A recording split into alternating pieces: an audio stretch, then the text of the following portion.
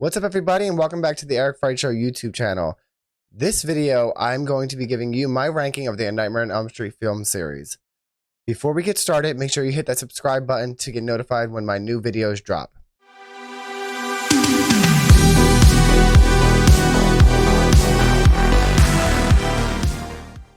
Okay, now that the formalities are out of the way, we're going to jump right in. Coming in last place, number 9, is the 2010 remake of A Nightmare on Elm Street.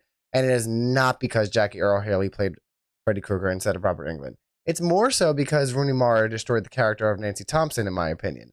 Heather Langenkamp's depiction of Nancy Thompson was just so great. We had this survivalist final girl who was so badass, and then Rooney Mara, I feel like, she seemed very unenthusiastic about it. And I actually read somewhere that she wasn't really into the role or really wanting to do the movie. And it really shows in the performance. The other part of this movie that really got me was Jackie Earle Haley's makeup. In my opinion, it was so restrictive. It prevented him from being the sadistic, dark comedic Freddy that we have all come to love. I don't need it to be as comedy and camp as some of the later entries. But it definitely just didn't hit right because he couldn't really move around that much, and it was a negative impact on the film. Also, there were weird slow motion scenes that I thought were unnecessary. I wasn't really understanding the purpose of it. I don't know. It just wasn't for me.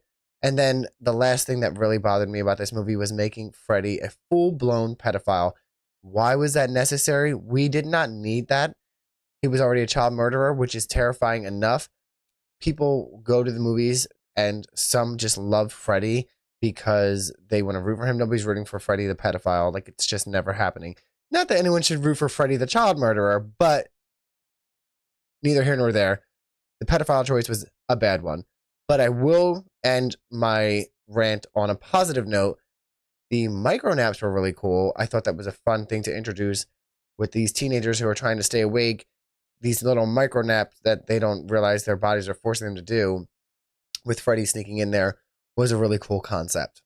Coming in at number 8, we have Freddy's Dead, The Final Nightmare.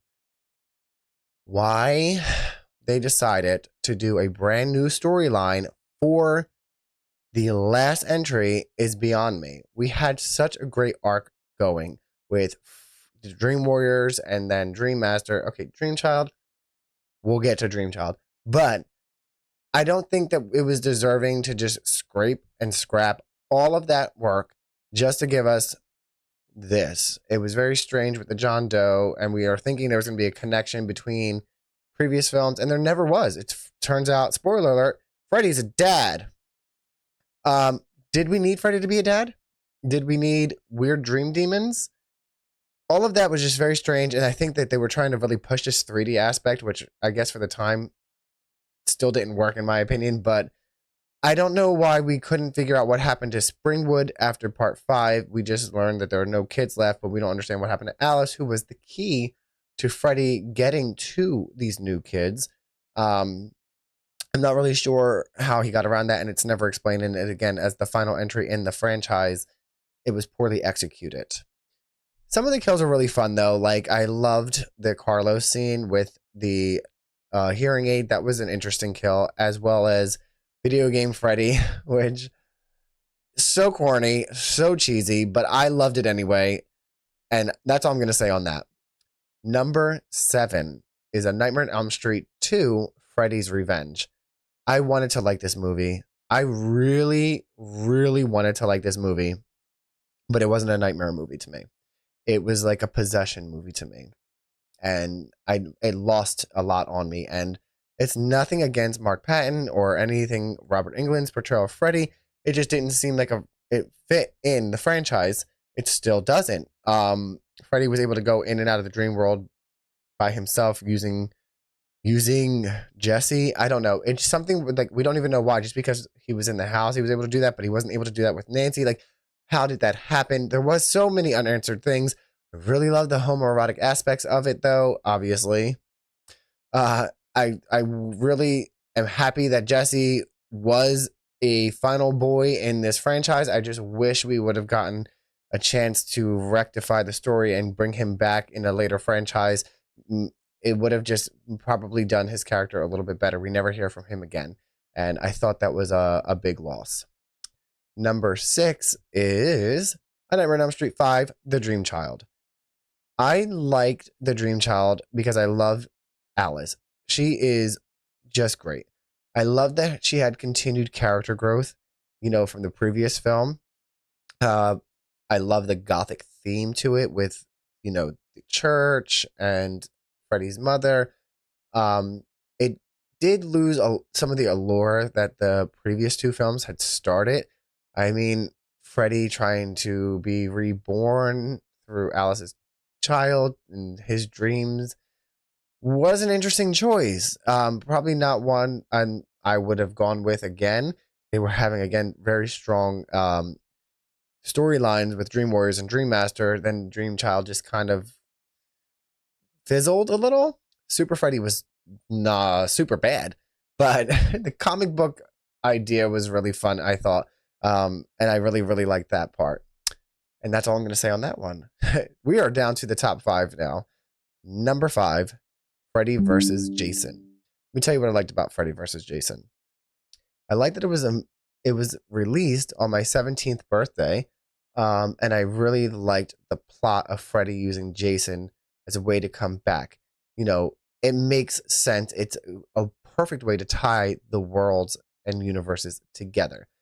That being said, the characters, aside from Freddy and Jason, were terrible. Terrible. Like, so poorly acted and written, in my opinion. I just really couldn't get down with it. But I am going to say, I do love the movie. It is a fun time, and it is meant to do what it exactly does. I know we're not going to get this structured, super deep storyline with this great acting. People are there for the fight of Freddy and Jason, which we get in the third act. But I feel like we could have done a little bit more with some of the characters, especially Laurie. Just there's Laurie, and I don't even remember the other guy's name, but just the scene when Freddy is stumbling to them on the dock at the end, and they're just it was so terrible. Get up.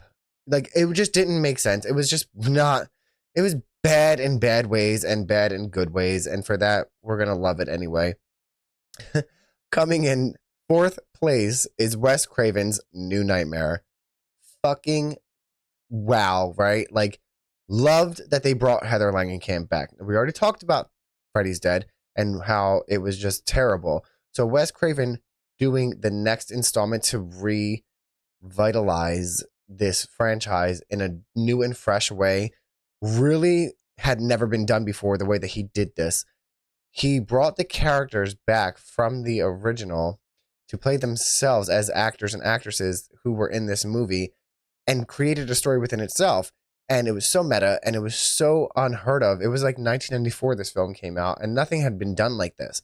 It was so fresh and clever, and what this franchise really needed, and really showcased Wes Craven's ability to really think outside the box and bring us new things.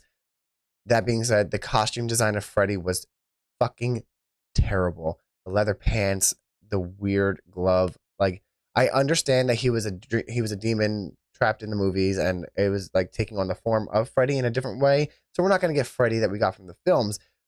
I just didn't like the costume design, but I loved Freddy. I have to say, I love that he was dark again, not as super comedic. I did love everything about him in this one, just not the way he looked with the pants and the glove. But other than that, I really, really, really loved him. And Heather Langenkamp, without saying, returning as Nancy, phenomenal. And I really liked Dylan. I thought it was great. It brings in the aspect of the motherly, bond and survival. And I just really loved how it all tied together. So fresh. Really great, great entry. Coming in number 3, we have A Nightmare on Elm Street 4, The Dream Master. This movie is, in my opinion, super underrated.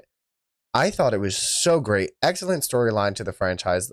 Bringing in, after we end with the death of Nancy in the previous film. to bring in the storyline that we need, you know, Kristen to introduce Freddy to new people because he's only allowed to reach the kids of Elm Street and he needs to reach beyond them. He uses her to get to Alice as a way to, as a new gateway for him to continue to do what he does.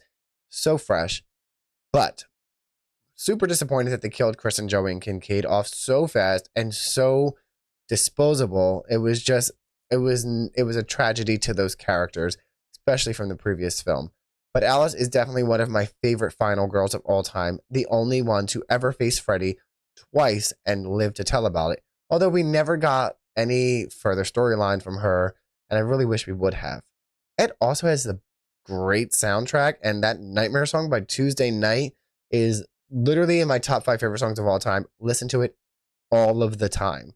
Has great kills. The cockroach is disgusting. I like Sheila's kill. I mean, just the cinematography was amazing.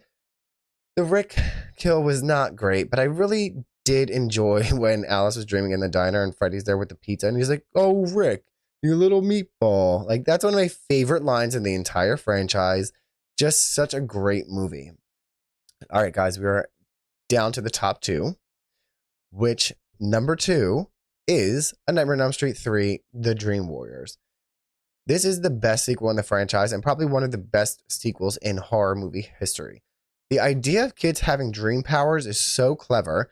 Bringing Nancy Thompson back after the previous film made so much sense because I felt like, the other film didn't do as well as the original. So then we bring this one back and we bring it back so strong. These kids are in a mental institution and they're learning from someone who has faced Freddy.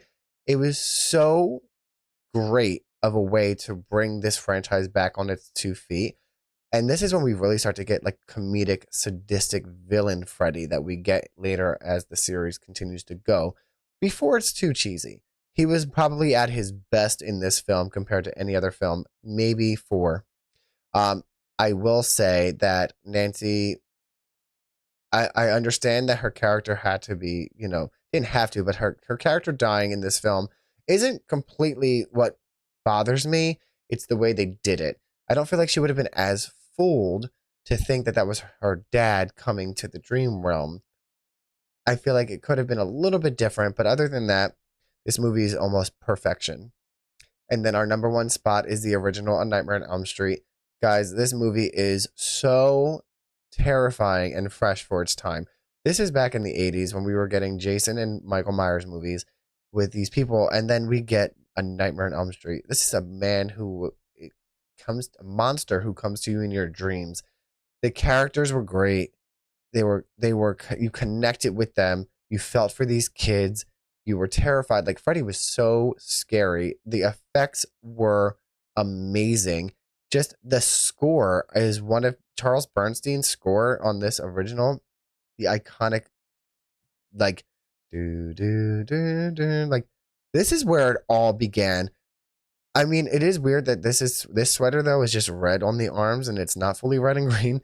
But everything about this movie is perfection. The dream sequence with Tina in the body bag in the school is, and also outside of the jail, like, Wes Craven created, like, somebody created that in their mind. You know what I mean? Like, it blows my mind to think about. It is just so great. And we are coming up on it's the 40th anniversary of A Nightmare on Elm Street this year.